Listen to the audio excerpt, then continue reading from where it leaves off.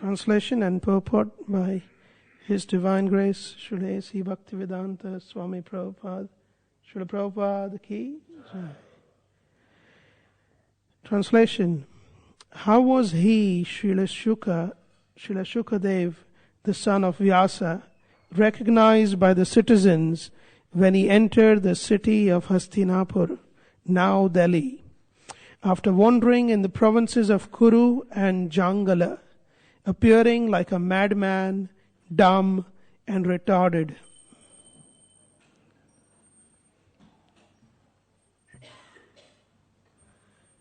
Purport. The present city of Delhi was formerly known as Hastinapur because it was first established by King Hasti. Goswami Shukadev, after leaving his paternal home, was roaming like a madman, and therefore it was very difficult for the citizens to recognize him in his exalted position. A sage is not therefore recognized by sight, but by hearing. One should approach a sadhu or great sage not to see, but to hear him. If one is not prepared to hear the words of a sadhu, there is no profit. Shukadev Goswami was a sadhu who could speak on the transcendental activities of the Lord. He did not satisfy the whims of ordinary citizens. He was recognized when he spoke on the subject of Bhagavatam, and he never attempted jugglery like a magician. Outwardly, he appeared to be a retarded, dumb madman. But in fact, he was the most elevated, transcendental personality. Shri Sukdev Goswami ki jai. Om Adnante Mirandasya Snananjana Shalakaya Chakshurun Militam Yena Tasmai Shri Gurave Namaha. Namo Vishnu Padaya Krishna Preshtaya Bhutale Shrimate Bhakti Vedanta Swami Niti Namine. Namaste Saraswate Deve Gauravani Pracharine Nirvishesha Shunyavadi Paschatya Deshatarine. Jai Shri Krishna Chaitanya Prabhu Nityananda Shri Advaita Gadadhara Shri Vasadi Gaura Bhakta Vrinda. Hare Krishna Krishna Krishna Hare Hare, Hare Rama Rama Rama Hare Hare. Samaveta Bhakta Vrinda ki jai.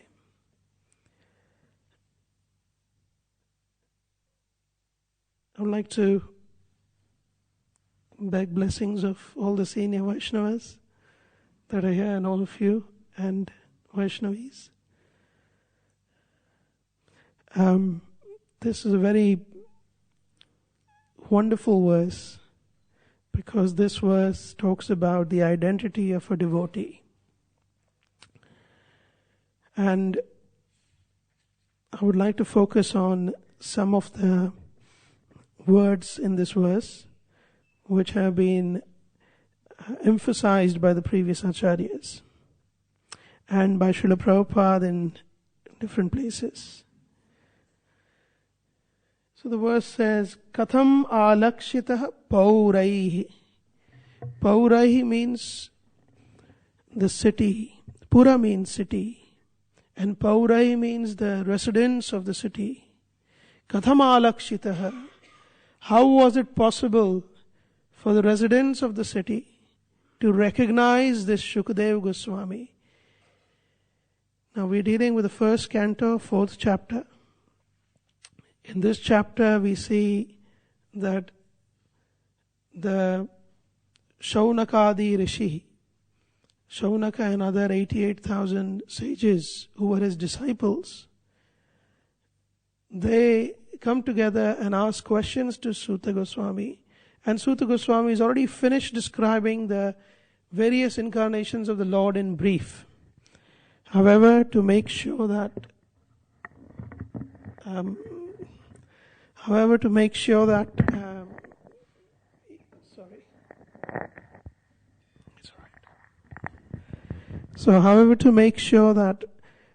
Suta Goswami does not stop there,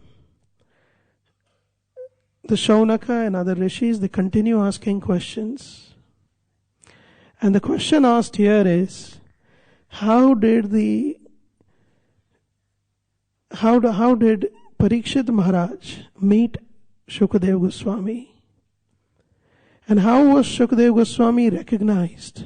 Because actually he walks around unrecognizable. So, especially in the city of Hastinapur. So that is the first line. Katham alakshitah paurai. How was he recognized? Sampraptah Kurujangalan. Kurujangala is the area near Hastinapur. It is near Delhi, modern day Delhi. Actually, Hastinapur is more towards Meerut. So if you go northeast of Delhi, it's about the same distance as from here to Coventry. That's the kind of distance. So it's not close exactly. So that's where Hastinapur is, the ancient capital. And that's the place where Parikshit Maharaj ruled. So where was the Bhagavad Katha spoken? Anyone knows? Sorry? On the bank of the Ganga? Yes, just outside of Hastinapur. Just outside. You see, when a man is about to die, and he knows that he's going to die soon, in 7 days, he doesn't want to waste time traveling great distances, making big endeavors. So Parikshit Maharaj, who was just about to die, he decided to go outside of the city, because should he stay inside the city, then he would be continually attracted to his kingdom. So he decided to go just outside the city, in a place in modern India. It's called Shukratal. Actually, it's a corruption of the word Shukatala. Tala means tree, and Shuka means where Shukadevji spoke the Srimad Bhagavatam. So this place is on the banks of Ganges. It's a beautiful place. Even today, the Akshay Vrikshaha, the imperishable tree, is there under which Shukadeva Goswami spoke the Srimad Bhagavatam. So Parikshit Maharaj went there. And as he was seated there with all these different sages, and he had asked everyone, what should a dying man do? And everyone had given their different opinions, but they have also said, we do not really know. At that time, Shukadeva Goswami walks, but he walks through the city of Hastinapur, and hence this verse. And as he walks, he is 16-year-old, bluish in complexion, beautiful, effulgent, but he is stark naked. He walks not in a straight line, but like a madman. And he's quite a sight to behold, actually. So he's followed by many children and women who make fun of him. Some acharyas have said the children would even spit on him and throw stones at him just to get him to respond. But he was like a dead man walking. He had no external consciousness. So he could not be recognized by ordinary people. How then was he recognized by these city dwellers? Actually, Vijayadvaja, one of the acharyas in the Madhva Sampradaya, he writes, Paurairapi yadnanam dushakam. In an ordinary city, it is difficult to understand who is a devotee. Kim punar antaha nivasi bihi. So how was it possible that Shukadeva Goswami was right almost in the heart of the city? Even the suburban audience cannot recognize a devotee. So how was it possible? Actually, that is true. Srila Prabhupada says that, he says in the 4th canto, one of the purports, that anyone who resides in a village or stays in the forest, he is staying in the mode of goodness. In the environment of mode of goodness. Anyone who stays in the city is staying in the mode of passion. And then Prabhupada says, anyone who stays in brothels, in gambling houses, and in butcher shops is staying in the mode of ignorance.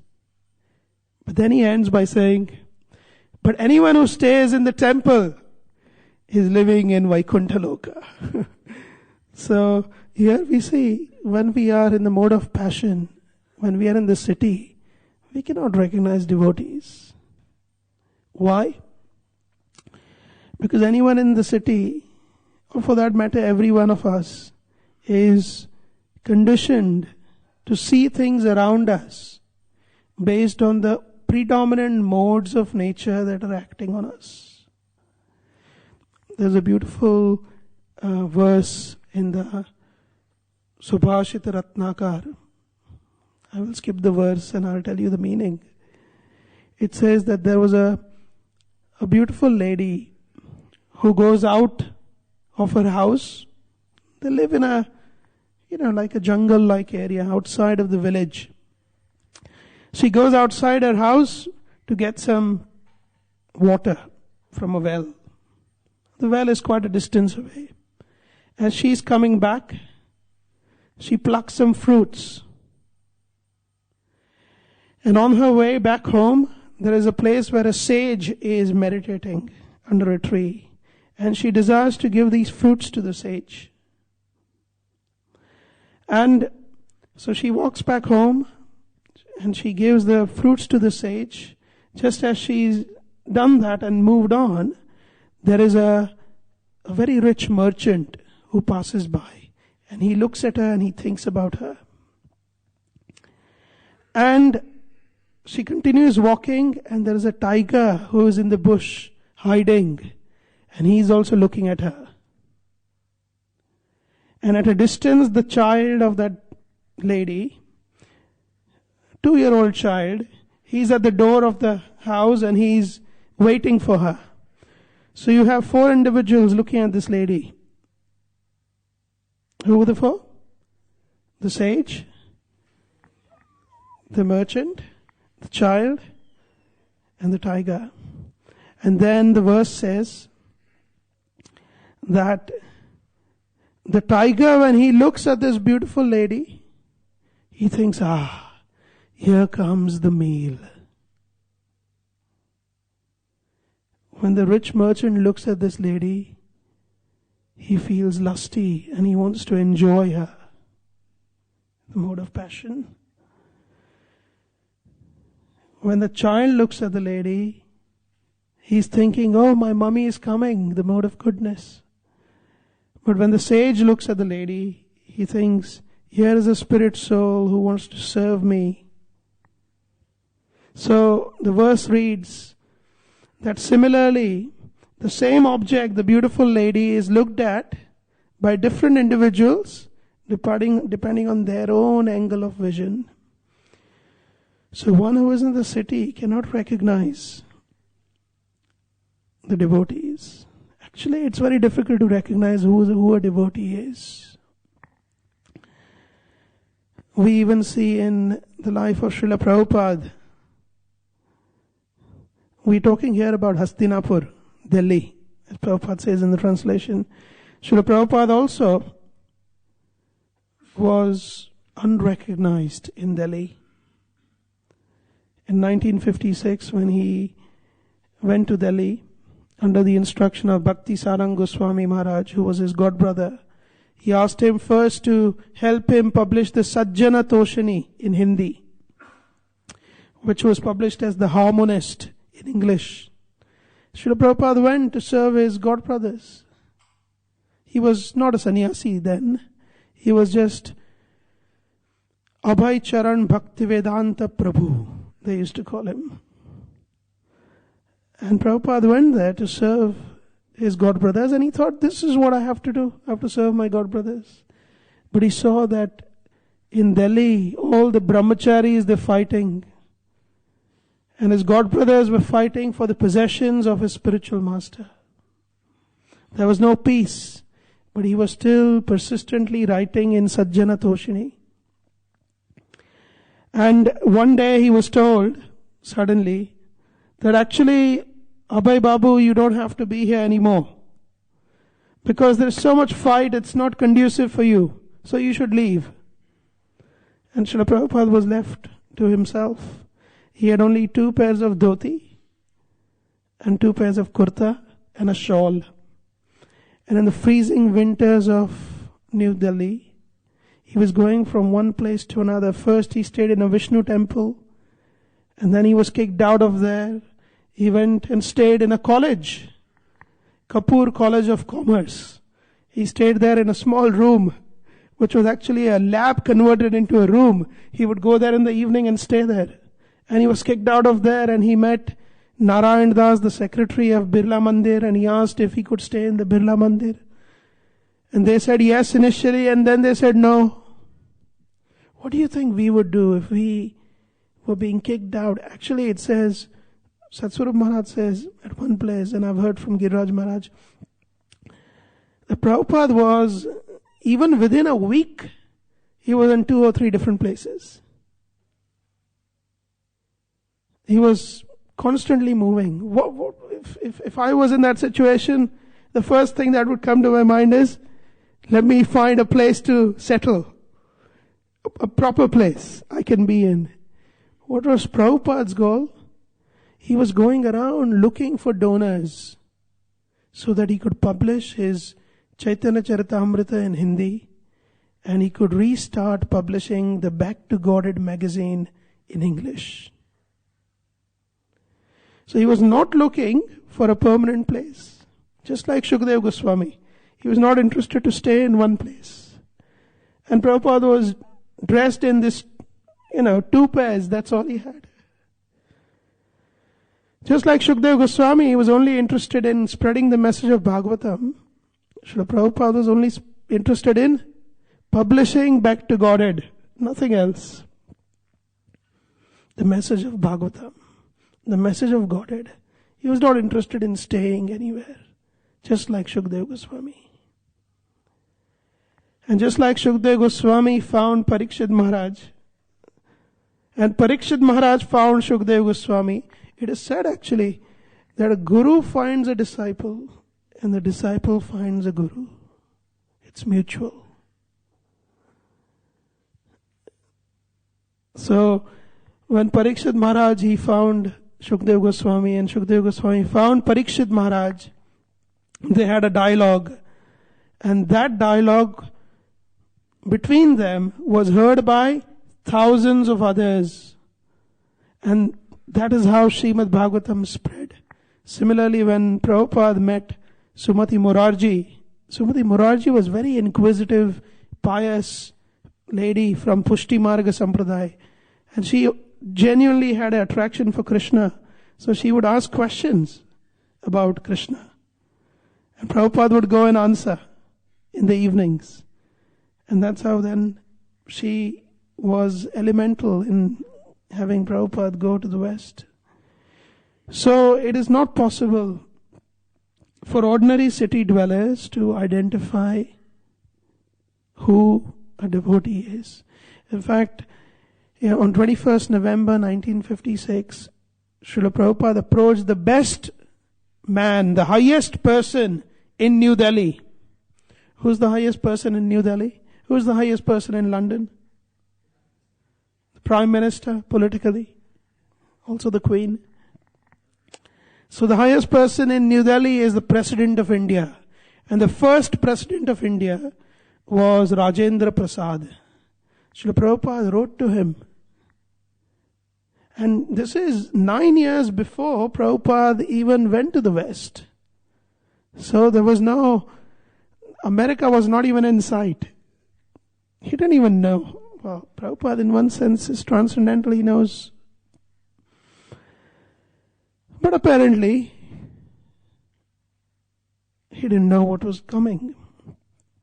And still, he writes this beautiful letter, and I want to read that. Not the whole letter, it's a long letter. But he's so bold. Prabhupada is so bold, he says, I've got the clue. He's writing to the President of India that, the ultimate thing is to go back to Godhead. And I have a clue how you can get there. He's saying, I have got the clue of going back to Godhead.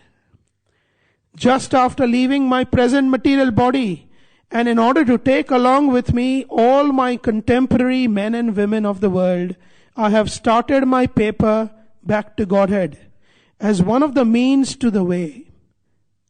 And just if the president thinks, well, this is some kind of a madman who's writing, he's saying he'll take us back to Godhead. Prabhupada continues, he says, please don't think of me as something wonderful or a madman when I say that I shall go back to Godhead after leaving my present material body! ! He says, don't think that I'm a madman if I'm saying this. It is quite possible for everyone and all of us. And then Prabhupada writes further, and he ends by saying, I'm crying alone in the wilderness at the present moment. So please help me in this noble cause and oblige. So Prabhupada is saying, don't consider me to be a madman. But still, what did Rajendra Prasad do? President of India, what did he do? He did not even reply. He did not even reply. So city dwellers cannot know who a devotee is. So we go further. It says, Shukdev Goswami was unmatta, muka, jadavad. Now, how do you recognize someone? How do you recognize the caliber of someone? You recognize someone in three ways. By looking at the person, by hearing the person, and by dealing with the person. There are only three ways to recognize someone, to identify how a person is. And we see, by looking at someone, can you recognize Shukdev Goswami by looking at him? Why? Because by looking at Shukdev Goswami, he was unmatta. Unmatta means he was like a madman. You could not look at him and say that he was a devotee. By speaking to him, you could have identified him, but he was muka. Muka means he was dumb. He wouldn't speak anything. By dealing with him, you could have told that he is a devotee, but he was jada, which means he wouldn't deal with anyone. He wouldn't have any transactions with anyone. He would be in his own world. So by seeing him, he was a madman. To try to interact with him, he was silent. And to deal with him or have any sensible dealings with him, well, he would not want to deal with anyone. So it was impossible, this verse says. It was impossible to understand Shukdev Goswami. Actually, the appearance of a devotee, the body of a devotee is transcendental. The body of a devotee is transcendental. His words are transcendental. And his interaction is also transcendental. It's not easily understood. We see that in Srila Prabhupada. I'm reminded of a few wonderful pastimes of Prabhupada. Shrutakirti Prabhu many years ago visited Radha Gopinath Mandir in Chopati, and he brought something very special with him. And after the class, literally hundreds of devotees lined up to have darshan of that. So what was that? So he narrated that while he was serving Srila Prabhupada, one day, Srila Prabhupada in the morning, early morning, rang his bell. Shrutakirti Prabhu entered the room. Prabhupada had been translating. And Srila Prabhupada pointed at the table and said, "Take this away." Shrutakirti Prabhu had just been woken up from his sleep. So he was still, it was really early in the morning. And Shrutakirti Prabhu looked at that and he said, what is this thing? Where does it come from? It was, reddish in color, white in the background. And he picked it up and he realized it was a molar, a tooth. Very big. And it had a huge hole in it. And he said, Prabhupada, he wanted to ask, is this yours? But it was obvious. It was Prabhupada's. And Prabhupada went on dictating and translating. He didn't have any, and Shrutakirti Prabhu has kept this with him. Prabhupada's tooth. I've had darshan. And he was telling how it would have, he actually went to many dentists and he asked them, what kind of a pain would a person feel if he had a hole this size in his tooth? They said, well, first of all, it would develop over many months. And it's not practically possible for somebody to bear that pain unless one is either on drugs or unconscious. Prabhupada was neither of those. So transcendental. Devotee's body is transcendental. Once I heard from His Holiness Giriraj Swami Maharaj that Prabhupada went to South America. And in South America, Prabhupada was having, he was having his darshan and then giving a class in the open. While he was giving class in the open, it was summer, peak of the summer, and lots of mosquitoes. And Giriraj Maharaj says, mosquitoes the size of cockroaches in India. So big mosquitoes. Swarms of them, they were attacking all the devotees. And Prabhupada, if you've seen Prabhupada speak, he would many times close his eyes and he would just be absorbed and continue speaking. And Prabhupada was continuing speaking on his Vyasasana. And not a single mosquito approached Prabhupada. Hundreds of them were biting all the devotees. Nobody could pay attention to what Prabhupada was saying because they were all trying to defend themselves from the mosquitoes. But not a single mosquito approached Prabhupada. And then Prabhupada stopped. He opened his eyes and he said, any questions? And then I think it was his secretary or his personal servant. He raised his hand and he said, Prabhupada, is it true that a pure devotee is not attacked by mosquitoes? And Prabhupada, he knew perhaps why the question was being asked, or maybe he didn't look around. But Prabhupada spontaneously answered, yes, that's true. A pure devotee's body is transcendental. However, and mosquitoes don't bite him. However, in Vrindavan, they make no distinction. This was Prabhupada's answer. So, transcendental. Devotee's body is transcendental. Devotee's words are transcendental. Prabhupada in these early days, he meets one Mr. Rubin on a park bench. And Mr. Rubin says, are you from India, Swami? And Prabhupada says, yes, I'm from India. What do you do? Tell me about you. And Prabhupada says, oh, I have 108 temples. He didn't have a single. I have 108 temples around the world. And then he paused and he said, only time is separating us. This is the power of Prabhupada's words. In fact, he would, even in Bhaktivedanta Mana, he would sit in his room and he would listen to the class that he had given previously. He would listen while having breakfast. He would sometimes listen to his own class. And someone asked him, why do you listen to your own classes, Srila Prabhupada? And he immediately said, these are not my words. These are words of Krishna. And sometimes I've heard, he said, Krishna made me speak. So the words of a devotee are transcendental. His body is transcendental. And his activities are transcendental. You can never really comprehend. I mean, so many pastimes we can think of.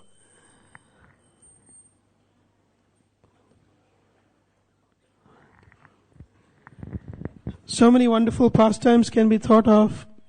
Well, one that comes to mind is, Prabhupada would say that only dogs and Englishmen would go out in the midday sun. Yeah?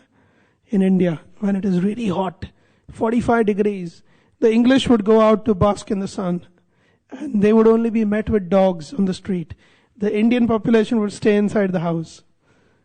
But Prabhupada himself, when he had to sell his Back to Godhead magazine, distribute those magazines, he would go out in the midday sun in 47 degrees in Delhi.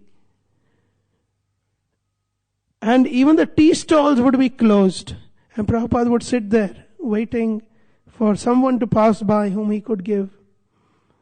So Prabhupada's mood to distribute this message was just like that of Shukadeva Goswami. Now we'll continue quickly. There's a few things I wanted to discuss. So how was Shukadeva Goswami recognized? He was recognized by the sages. In fact, it is said in 1st Canto, chapter 19, verse 28, Pratyutthitas te munayah swasanebhyah tallakshanadnapi guda varchasam. Although Shukadeva Goswami could not be recognized ordinarily, the rishis, the other devotees, could recognize him. How? Through Lakshanadna, because they were Lakshanadna. They could recognize the physiognomy. Physiognomy means the signs of the bodily signs. So it is said an emperor, a samrat, and a Paramhamsa, a pure devotee, has 32 signs by which you can recognize. And these devotees, the rishis, they could recognize these 32 signs in Shukadeva Goswami. These 32 signs are also mentioned in Bhagavatam, in those, verse 26 to 28. And if somebody is a king, then he has 16 signs. So like that, But really speaking, Prabhupada says in the purport, a sage is not therefore recognized by sight, but by hearing. So really Shukadeva Goswami was recognized only when he spoke Srimad Bhagavatam. But then somebody might say, why did Shukadeva Goswami act the way he did? Why did he keep himself unknown? This is true. Even Prabhupada was unknown. He was a grihastha. He would speak sometimes, lecture sometimes in the Gaudiya Math when he was invited. He would write his articles. He would study Srimad Bhagavatam privately. But he had so many senior sannyasi, god brothers, god sisters, so many other grihastha and brahmachari, hundreds of brahmachari god brothers. And when he once asked, Srila Prabhupada asked Siddhanta Saraswati Thakur if he could move into the ashram, he told the temple president, Siddhanta Saraswati Thakur Maharaj told the temple president, keep him out of here. He is better outside. Because he knew that Prabhupada was, and that's why, there's a book, beautiful book, A Lifetime in Preparation. He was preparing, he was a grihastha. So, a devotee is meant to remain avyakta. And there's a beautiful instruction, 7th Canto, chapter 13, verse number 10. Narad Muni is instructing Yudhishthir Maharaj on how a perfect person should behave. The title of the chapter is The Behavior of a Perfect Person. And this verse says, Avyaktalingo Vyaktartho. One who is deeply realized, he should remain unnoticed. Avyaktalingo. Second instruction of Narad Muni for a devotee. Manishi Unmata Balavat.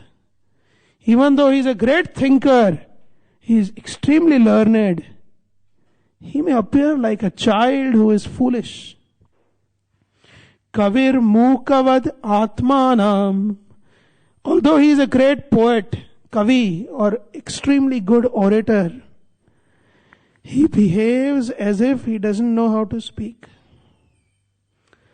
In simple words, a devotee keeps himself hidden. Sadrishtya darshayen nrinam. So Vamshidhar Goswami in his commentary he writes, Lokasanga pariharanarthayam ayam ittham achared iti bhavaha. Lokasanga parihara artham. To avoid ordinary people from disturbing one's bhajan, one's devotional service, a great personality will sometimes hide himself. And Gaur Kishore Das Babaji was asked once, why is it that sometimes Vaishnavas, actually I would like to say before that, something comes to my mind, just after this verse, I think if I'm not wrong, just after this verse, Prahlad Maharaj, there's an example given by Narad Muni to Yudhishthira Maharaj about Prahlad Maharaj meeting a Python sage. Have you heard of him? A Python sage? Ajgara Munihi. So please read about it in 13th chapter. I think it should be verse 11 onwards, up to the end of the chapter. It's very nice. The Python sage and his two gurus, the bees and the python. So this gives you the gist of how devotees actually don't want to reveal themselves. So Gaur Kishore Das Babaji Maharaj was asked once, why is it that sometimes devotees, we've heard about the qualities of the devotees, the 26 qualities of a devotees, but the devotees behave in a way that is contrary to these qualities. Why? And Gaur Kishore Das Babaji Maharaj said two wonderful things. First thing he said, that actually a devotee chooses to behave that way because he wants to be hidden. And second he said, Krishna does not want the devotee to be known in public. Why? Why do you think Krishna does not want the devotee to be known to the public? Because Gaur Kishore Das Babaji Maharaj says, if a devotee is known to the public as a great devotee, and ordinary people start surrendering to that devotee, Krishna will have no choice but to become dear to those ordinary people also, because he is so dear to this devotee. So he does not want to give himself so easily. So he purposefully hides the identity of the devotee. And sometimes devotee himself hides his identity. And Gaur Kishore Das Babaji Maharaj gives an example that I have seen, he says that I have seen a great sage in Vrindavan. This is a very nice pastime. I've seen a great sage in Vrindavan and Radhakund. He was very learned, a wonderful Vaishnava, and many people would approach him asking questions, asking blessings. And once he decided, I don't want to be disturbed by these ordinary people. So he had one person who was very favorable to him. He was a big businessman in Calcutta. This sage in Vrindavan, in Radhakund, he had this disciple, not a disciple but a well-wisher, a big Calcutta businessman. So this Calcutta businessman approached this sage of Radhakund. This is narration given by Gaur Kishore Das Babaji. And he approached and said, how can I serve you? So this sage in Radhakund, he said, well, if you want to serve me, please do this. For the rest of your life, please pay this sweeper's wife every month 50 rupees, which is a lot of money in those days. It's like paying somebody 5,000 pounds a month. To do what? This sweeper's wife is very young and beautiful. Just ask her to sit outside my bhajan kutir all throughout the day. She can do what she wants. She has to just stay outside my bhajan kutir. So the Calcutta businessman said, why? And the Seth said, well, I want everyone to think that I am simply a materialistic person. And I'm enjoying with this woman. So please pay her to stay outside my bhajan kutir. And Gaur Kishore Das Babaji himself, when he was in Kuliagram, in Koladweep, in Kuliagram he stayed 6 months there. You know where he stayed? He stayed in the latrine. Latrine is public toilet. He stayed in one of the public toilets. He put the latch and he stayed inside.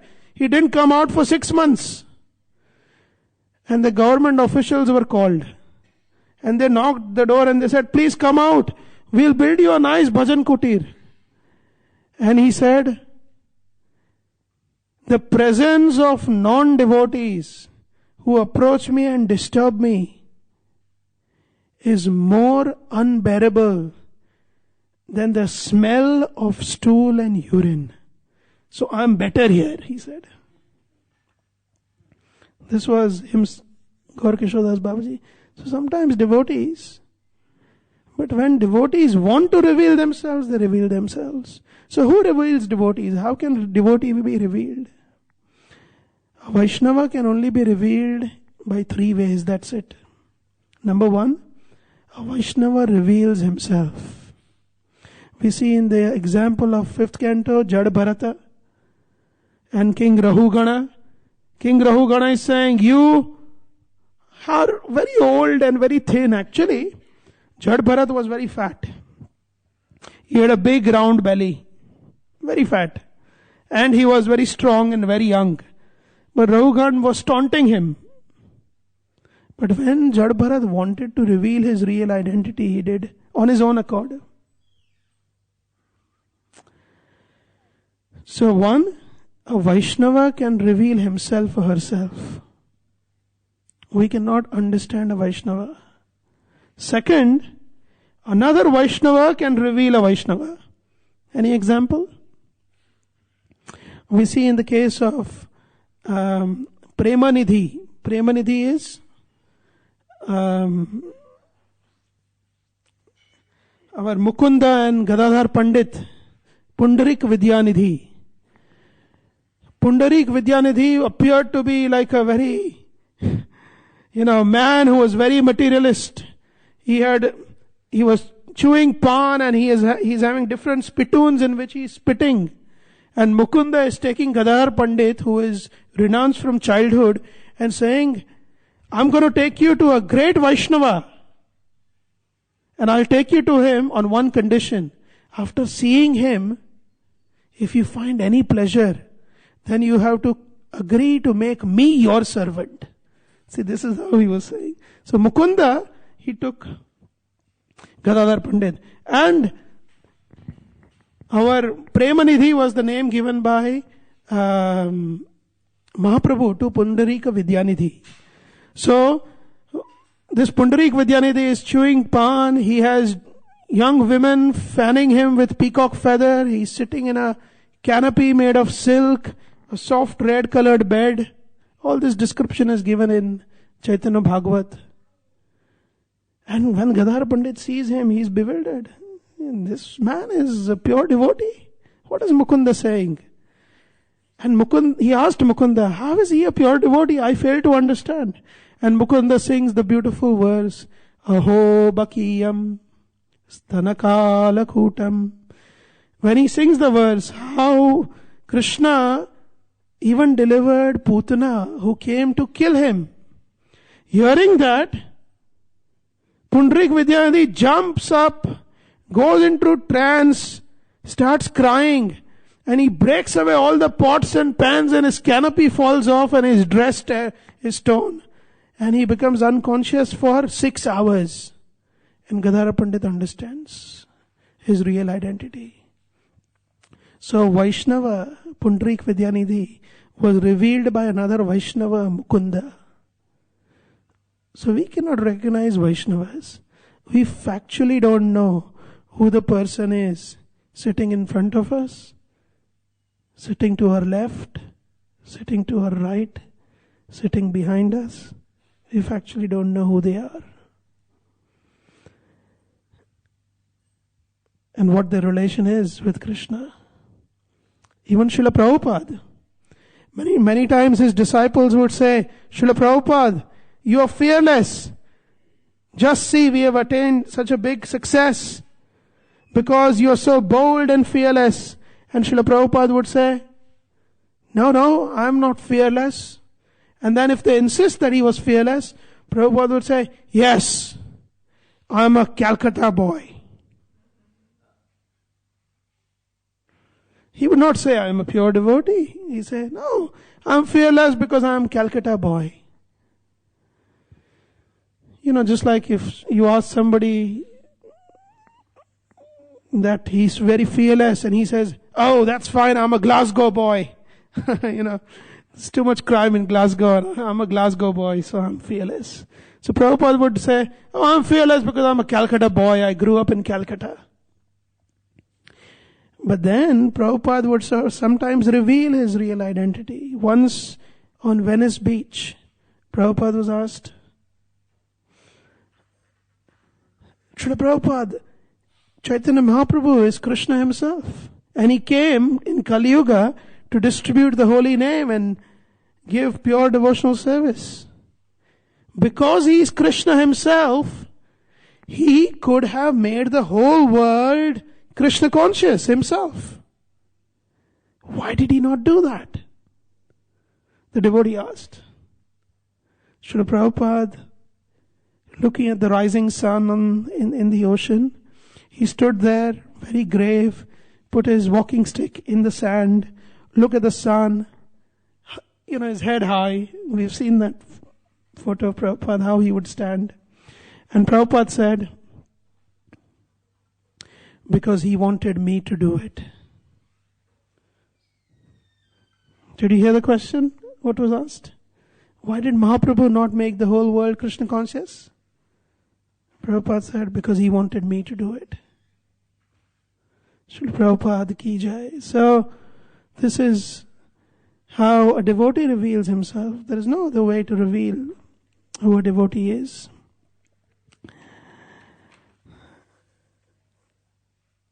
And sometimes a devotee appears to... the third way that a devotee is revealed is by Krishna himself.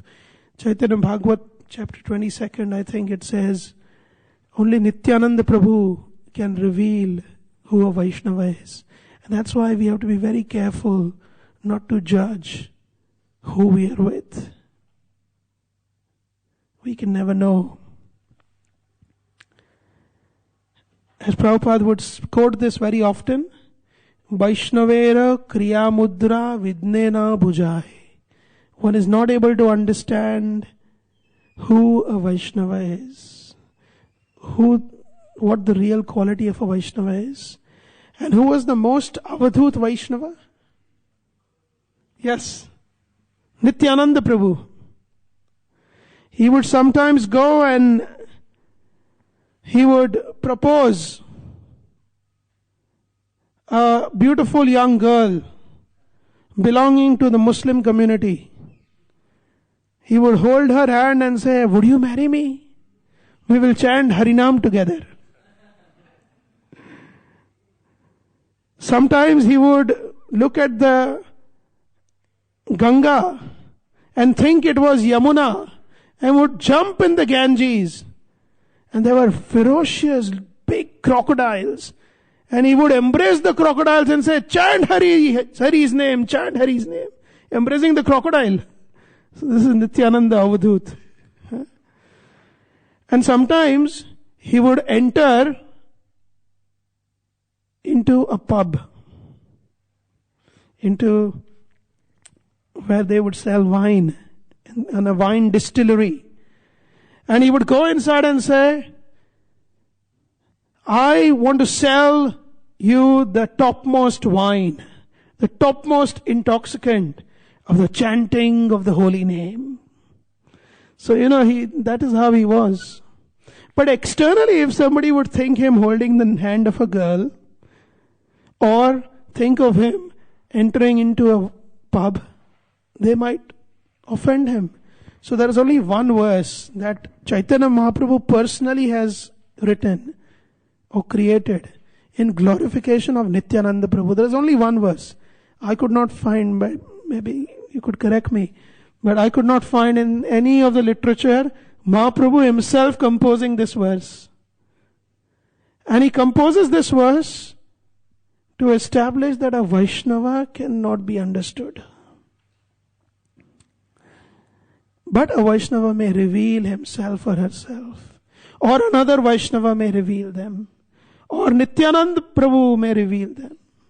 Only three ways to understand a Vaishnava. And this verse I will read and we finish there. Mahaprabhu writes in Chaitanya Bhagavat Antya Leela, beautiful verse. He says, Grihiniyad Yavani Panim.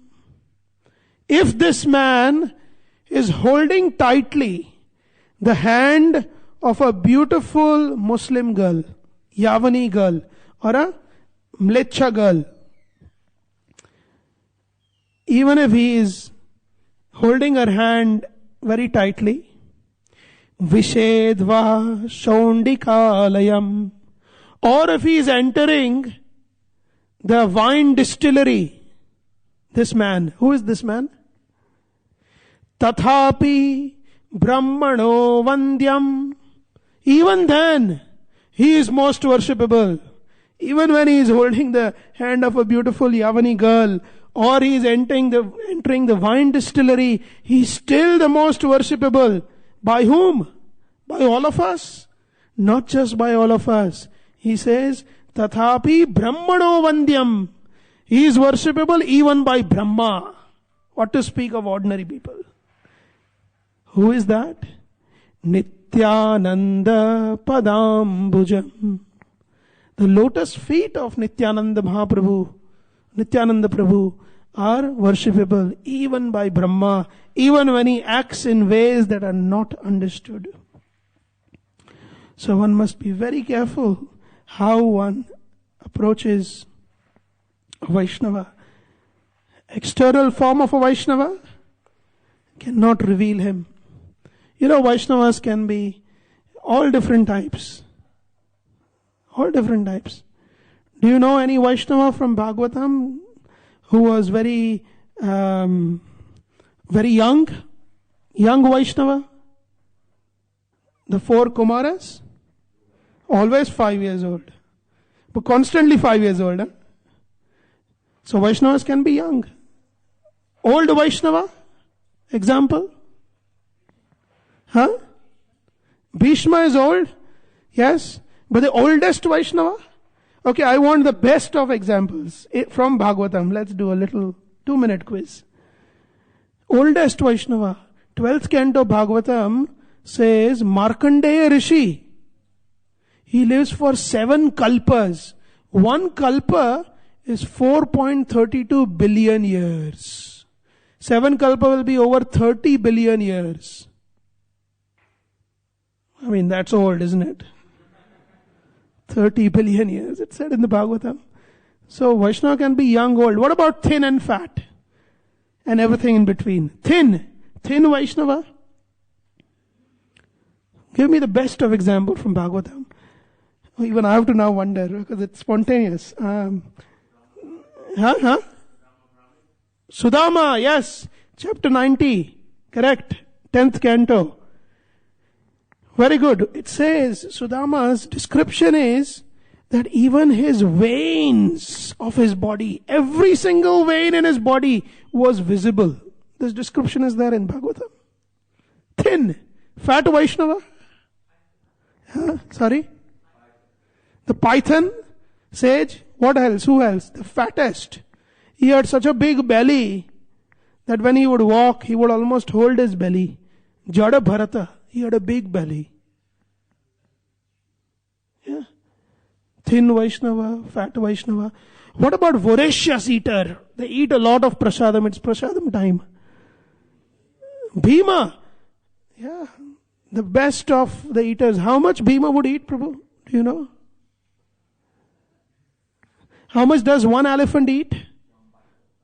One bucket of dal? One elephant? So one elephant needs to eat almost 400 kilos. And Bhima would eat, in one sitting, he could eat the meal of 100 elephants. I mean, that's quite something. Yeah. So Bhima, in Bhagavad Gita, he is mentioned as Vrukodaraha. Vruka means a wolf. Udara means belly. Wolf belly. Keep eating, eating, eating, never stopping. Someone who does not eat, example, somebody who stopped eating completely, Dhruva Maharaj. In fact, it is said later months he was only eating air. What about the Vaishnavas in different varnas in ashrama? What about rich Vaishnava? Oh, tell me about a rich Vaishnava. Huh? Prataparudra? Rich Vaishnava from Bhagavatam. Huh? Yudhishthir Maharaj is a rich Vaishnava, but it is said the richest Vaishnava in the Bhagavatam was Amrish Maharaj. Everything. All the planets' wealth, not just earthly. Yudhishthir Maharaj, earthly wealth. Amrish Maharaj, all the planets' wealth. And the poorest Vaishnava in Bhagavatam, Sudama again. Sudama Vipra had nothing. What about a Brahmana Vaishnava? The best of Brahmana Vaishnava? Narad Muni was a Brahmana. What about, there are so many Brahmana Vaishnavas. Vaishya? Nand Maharaj, yes. Who was the best of the Kshatriya Vaishnava? Arjuna. The best of the Shudra Vaishnava from Bhagavatam? Vidura. Yes. Previously Yamaraj. Then what about Brahmachari? The best of Brahmachari Vaishnava? Somebody who was Naishthika Brahmachari. Although in the world outside, dealing everywhere, Bhishma Dev, also a Mahajan. And what about Brahmachari, then Grihastha, Vaishnava? Best of a Grihastha? So many Grihastha Vaishnavas are there. Prithu Maharaj. What about Vanaprasthi Vaishnava? Oh, this might be a little difficult. Kardama, he took Vanaprastha, yes. Also even Dhritarashtra, even Yudhishthir Maharaj took Vanaprastha. I think first canto, chapter 15? Yeah, chapter 15. 15. Yudhishthir Maharaj taking Vanaprastha with all his brothers and wife, everyone. Sannyas Vaishnava, Narad Muni again. So you see, Vaishnava was born in Mleccha family, demoniac family. Prahlad Maharaj, born to a demon family. Vritrasura. Vaishnava was born in pious family. Parikshit Maharaj. So we see all spectrum. In fact, Vaishnavas who were not even humans. Give me example. Gajendra. Who else? Jambavati, yeah. Jatayu. Hanuman. Jai. Oh, Hanuman reminds me of something. I was listening to a class of Prabhupada recently in Hindi. And he is speaking to Brajvasis in Mana Mandir in Hindi. And even in Prabhupada's time, the locals may sometimes not go to the Krishna Balram Mandir because they consider Krishna Balram Mandir as Angrez Mandir. Angrez Mandir means the English temple. It's not traditional. So we should not go there. So Prabhupada is saying in the class in Hindi, he's saying, you should not think of these disciples of mine as English or American or white or black. You should not think like that we are from the Angrez Mandir, from the English temple. Because you all worship Hanuman, he said. And then he says, Hanuman was not even a human being. He was a monkey. You don't have a problem worshipping a monkey. Why should you have problem worshipping these humans? They are humans. A Vaishnava is neither a monkey nor a white man, Prabhupada says. Yeah? A Vaishnava is a Vaishnava. It's nothing like, white man Vaishnava, monkey Vaishnava, Indian Vaishnava. So, Vaishnavas are hard to recognize. That is the sum and substance of this verse. Katham alakshitah paurai sampraptah kuru jangalan unmatta muka jadavat vicharan gajasahavaye. We'll stop here. Thank you very much. Srila Prabhupada ki jai. Samveda Bhakta Vrinda ki jai.